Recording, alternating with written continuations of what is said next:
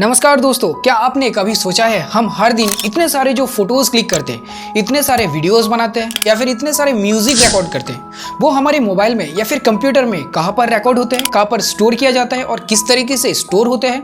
या फिर अभी के टाइम में आप जो अपने मोबाइल से मेरे वीडियो को अभी देख रहे हो वो कैसे देख पा रहे हो।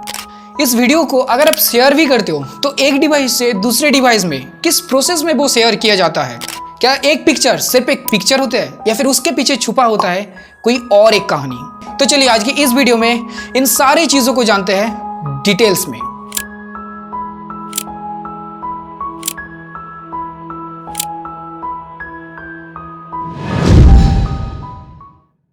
हजारों साल पहले से ही जब पृथ्वी पर इंसानों का जन्म हुआ तब किसी ना किसी तरीके से लोगों ने एक दूसरे से कम्युनिकेट किया है, बात किया है किसी माध्यम के जरिए।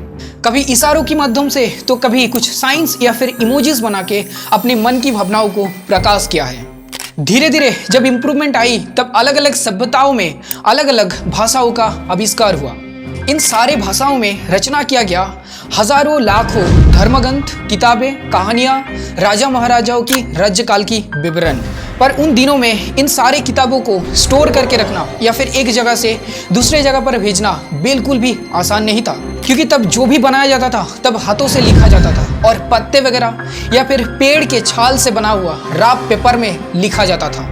और इन सारी चीज़ों को हम एक प्रकार का एनालॉग सिस्टम कह सकता है, जहाँ पर कंटिन्यूटी को मेंटेन किया जाता था।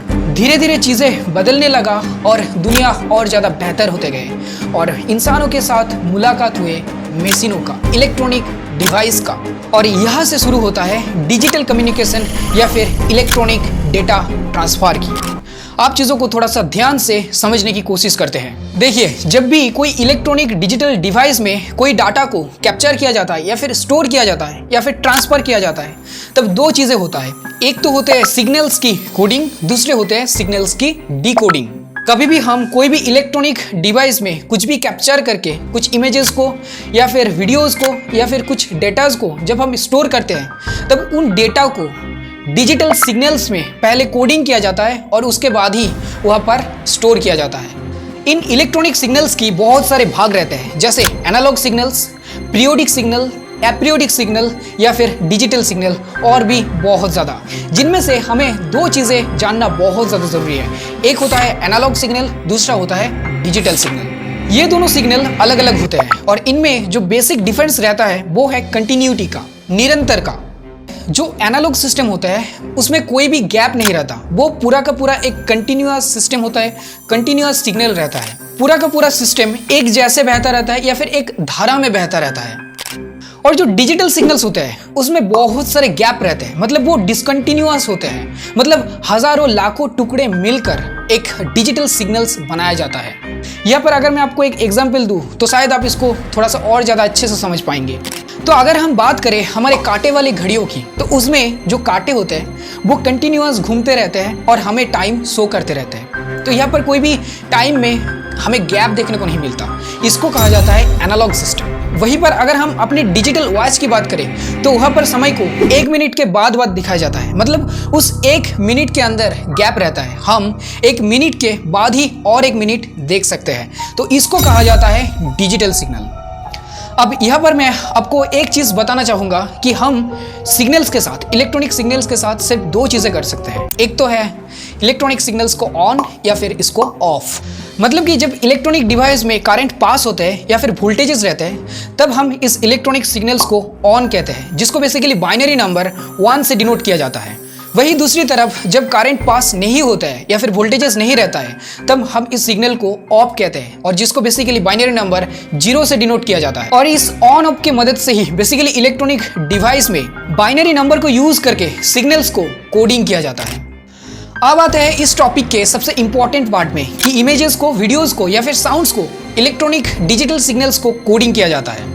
दोस्तों, इस चीज़ को समझने के लिए हम कोई भी एक पिक्चर लेते हैं, जैसे कि ये पेड़ को ही हम एग्जाम्पल के तौर पर ले लेते हैं। क्या ये पेड़ का एक रियल इमेज है? जी नहीं दोस्तों, ये पेड़ का रियल इमेज नहीं, बल्कि एक उस इमेज का ही इल्यूशन है, जो कि बना है हजारों लाखों कलर्स को मिलाकर। कैसे? समझाता हूँ मैं आपको अच्छे से। देखिए, अगर मैं इस पिक्चर को बहुत अच्छे से जूम करता हूँ तो आपको यहाँ पर बहुत सारे छोटे छोटे स्क्वायर नजर आएंगे जो कि बना हुआ है बहुत सारे कलर की कॉम्बिनेशन से। और इन सभी छोटे छोटे कलर्स स्क्वायर को कहा जाता है पिक्सेल्स।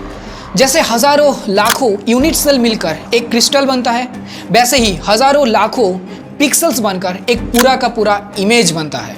इसका मतलब क्या हुआ कि आपके डिस्प्ले में किसी भी पिक्चर का या फिर किसी भी वीडियो का जितना ज़्यादा पिक्सेल्स रहेंगे उतना ही उस इमेज का या फिर वीडियो का क्वालिटी अच्छा होगा। जैसे कि अगर आप मेरे इस वीडियो को 360p रेजोल्यूशन में देख रहे हो तो फिर आपके डिस्प्ले में 360x480 मतलब कि 1,72,800 पिक्सेल्स काम कर रहे होते हैं। पर अगर आप यही वीडियो को फुल HD मतलब 1080p में देख रहे हो तो 1080 × 1920 इज इक्वल्स टू 20,73,600 पिक्सेल्स काम करेगा और आपको और बढ़िया क्वालिटी देखने को मिलेगा। वैसे आपको बता दूं कि एक वीडियो असल में बहुत सारे इमेजेस का ही कॉम्बिनेशन होता है। सेकंड्स में बहुत सारे इमेजेस की फ्रेम को जुड़कर ही एक पूरा का पूरा वीडियो बनाया जाता है और इसलिए वीडियोस को मोशन पिक्चर्स भी कहा जाता है। ओके, तो यहाँ तक आपने इमेजेस के बारे में जाना, वीडियोस के बारे में जाना, रेजोल्यूशंस के बारे में जाना और पिक्सेल्स के बारे में भी जाना। अब थोड़ा सा और डेप्थ में जाते हैं और देखते हैं कि जो पिक्सेल्स होते हैं वो किससे बनता है, वो किससे बनाए हुआ होता है या फिर उसके अंदर क्या रहते हैं।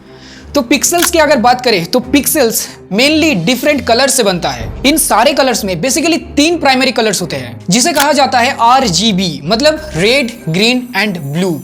इन तीनों कलर्स को मिलाकर हर एक रंग बनाया जा सकता है। इन तीनों कलर का जो इंटेंसिटी रहता है उस इंटेंसिटी को कम ज्यादा करके आप हर एक कलर बना सकते हो बहुत ही ज्यादा इजीली तरीके से। यहाँ पर मैं आपको एक चीज बताना चाहूंगा कि RGB के हर एक कलर को 8 बिट से कंट्रोल किया जाता है क्योंकि 8 बिट से 256 अलग अलग बाइनरी वैल्यूज क्रिएट किया जा सकता है।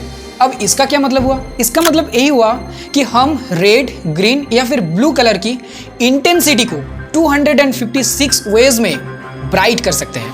जहां पर 0 का मतलब है कि कोई भी RGB की कलर का इंटेंसिटी मिनिमम है, सबसे कम है, मतलब डार्क कलर है। और 255 का मतलब होता है कोई भी कलर का इंटेंसिटी मैक्सिमम है। अगर RGB की 3 कलर की इंटेंसिटी 256 रहता है तो वो 3 कलर मिलकर व्हाइट कलर क्रिएट करता है। और अगर इन तीनों कलर की वैल्यू 0 रहता है तो फिर डार्क कलर बनता है। दोस्तों, मैंने कुछ देर पहले ही आपको कहा कि RGB के कलर को 8 बिट से कंट्रोल किया जाता है, पर यहाँ पर 8 बिट का क्या मतलब है, चलिए समझते हैं इस चीज को।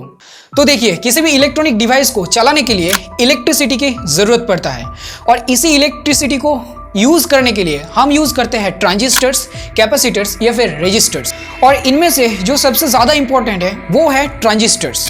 यही ट्रांजिस्टर्स करंट को पास करता है या फिर ब्लॉक करता है। इसका मतलब हम जो बाइनरी नंबर कहते हैं 0 या 1 वो इसी ट्रांजिस्टर्स को कहा जाता है। और हर एक ट्रांजिस्टर्स को हम एक बीट कहते हैं, मतलब कि डिजिटल डेटा की सबसे छोटा फॉर्म होता है ट्रांजिस्टर्स। ऐसे ही 8 ट्रांजिस्टर्स या फिर 8 बीट से एक बाइट बनता है। एक केबी में 1024 बाइट होते हैं, एक एमबी में 1024 केबी होते हैं और 1 जीबी में 1024 MB होते हैं। और इस तरीके से और भी यूनिट बनते हैं। मतलब आप समझ पा रहे हो कि आपके मोबाइल में या फिर कंप्यूटर में या फिर लैपटॉप में जो माइक्रो प्रोसेसर्स रहता है उसके अंदर ऐसे बिलियंस ट्रांजिस्टर्स काम कर रहे होते हैं। जितने ज़्यादा ट्रांजिस्टर्स आपके माइक्रो प्रोसेसर्स में होंगे उतने ही अच्छे तरीके से आपके माइक्रो प्रोसेसर्स आपके डेटा को स्मूथली ट्रांसफर कर सकते हैं या फिर काम कर सकते हैं। अब यहाँ तक तो ठीक है, पर फाइनल क्वेश्चन तो अभी तक रह ही गया कि असल में सिग्नल्स को कोडिंग कैसे किया जाता है। तो चलिए समझते हैं इस चीज को। दोस्तों, डिस्प्ले में दिखाया गया हर एक कलर, हर एक इमेज, हर एक लेटर, हर एक पिक्सल को सिर्फ 2 मैथमेटिकल डिजिट से बनाया जाता है, 0 और 1, जो कि एक बाइनरी सिस्टम है। मतलब अभी जो आप मेरे इस वीडियो को देख रहे हो वो और कुछ नहीं है, बस 2 डिजिट का कॉम्बिनेशन है, 0 और 1 की। आपको जानकर ये हैरानी होगी कि अगर ये मुमकिन होता कि आप आपके डिस्प्ले में झांक सकते थे, डिस्प्ले के अंदर झांक सकते थे, तो आपको ये वीडियो नहीं बल्कि आपको एक 0 और 1 की ऐसा सीरीज नजर आते।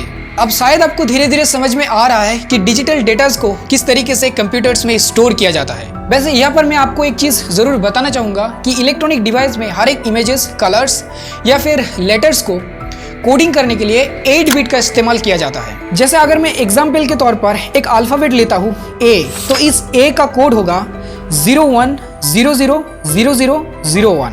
वैसे ही बी का कोड होगा 01000010। और इस तरीके से हर एक लेटर, हर एक कलर, हर एक साइन, इवन हम जो इमोजीज सेंड करते हैं एक दूसरे को, वो भी 8 बिट बाइनरी डिजिट से ही कोड किया गया है। वैसे यहाँ पर आपके मन में एक सवाल जरूर आ रहा होगा कि हम 8 बिट का ही क्यों इस्तेमाल करते हैं, 1 बिट, 2 बिट या फिर कोई और बिट क्यों इस्तेमाल नहीं करते हैं? तो वो इसलिए दोस्तों, क्योंकि अगर हम 1 बिट लेते हैं तो यहाँ पर हमें 2 पॉसिबल वैल्यूज ही मिलता है, 0 एंड 1। इसका मतलब हम इससे सिर्फ 2 लेटर बना सकते हैं, कोई भी 2 लेटर कोड कर सकते हैं। जैसे कि मान लो कि ए एंड बी को ही कोड कर सकते हैं। इस तरीके से अगर हम 2 बिट लेते हैं तो 4 पॉसिबल वैल्यूज मिलता है, 00, 11, 01 या फिर 10। मतलब इससे हम सिर्फ 4 लेटर्स को ही कोड कर सकते हैं। और इस तरीके से अगर हम 8 बिट लेते हैं तो उसमें 256 लेटर्स या साइंस या फिर कोड कर सकते हैं, जिससे कि दुनिया भर की किसी भी भाषाओं में रहने वाला कोई भी कैरेक्टर को कोड किया जा सकता है। और इसलिए हम 8 बिट का ही इस्तेमाल करते हैं। पर क्या हम अपने हिसाब से कोई भी कोड बना सकता हो? जी नहीं दोस्तों, ऐसा नहीं होता है। क्योंकि अगर ऐसा होता तो हर एक इंसान से बनाया हुआ अलग अलग कोडिंग अलग अलग मीन कर रहे होते हैं, और उसको डिकोड करना किसी और के लिए बहुत ही ज़्यादा मुश्किल होता। तो इसलिए दुनिया के कुछ संस्था ने इस कोडिंग सिस्टम को कुछ स्टैंडर्ड वैल्यूओं से सेट कर दिया है। जैसे केमिस्ट्री में ऑर्गेनिक कंपाउंड का इंटरनेशनल नॉमेनक्लेचर किया है IUPAC ने, वैसे ही इस कोडिंग सिस्टम को बनाया है ASCII ने। ASCII मतलब American standard code for information interchange. Ultimately इस तरीके से इमेजेस को, साउंड्स को या फिर वीडियोस को सबसे पहले तो बहुत छोटे छोटे हिस्सों में तोड़ा जाता है। उसके बाद हर एक हिस्से का, हर एक सिग्नल्स का बाइनरी नंबर में कोडिंग किया जाता है, और इसके बाद वायर्स के थ्रू या फिर वायरलेस नेटवर्क के थ्रू एक डिवाइस से दूसरे डिवाइस में भेज दिया जाता है।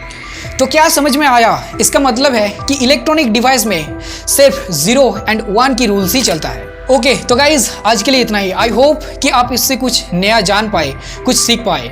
तो अगर आप थोड़ा सा भी इस वीडियो से कुछ सीख पाए हैं या फिर सीखा है तो ज़रूर इस वीडियो को एक लाइक कर देना, क्योंकि इससे हमें बहुत ज़्यादा मोटिवेशंस मिलता है और ये पता चलता है कि आप ऐसे ही नए नए चीज़ों के बारे में सीखना पसंद करते हो। अगर हो सके तो वीडियोस को अपने फ्रेंड्स के साथ भी शेयर कर देना, ताकि वो भी सीख पाए, चीज़ों के बारे में जान पाए। और हाँ, आपके कमेंट मेरे लिए सच में बहुत ज़्यादा इंपॉर्टेंट है, और मैं सच में हर एक कमेंट का रिप्लाई भी करता हूँ। वो आप मेरे पिछले जितने भी वीडियोज़ हैं वहाँ पर आप सर्च कर सकते हो, आपको पता चलेगा। तो अगर आपके मन में कुछ भी चल रहे हो तो प्लीज़ उसको कमेंट कर दीजिएगा, मैं उसका ज़रूर रिप्लाई करूँगा। तो मिलती हूँ इसकी नेक्स्ट वीडियो में। तब तक के लिए आप स्वस्थ रहिए, सावधान रहिए। जय हिंद, जय भारत।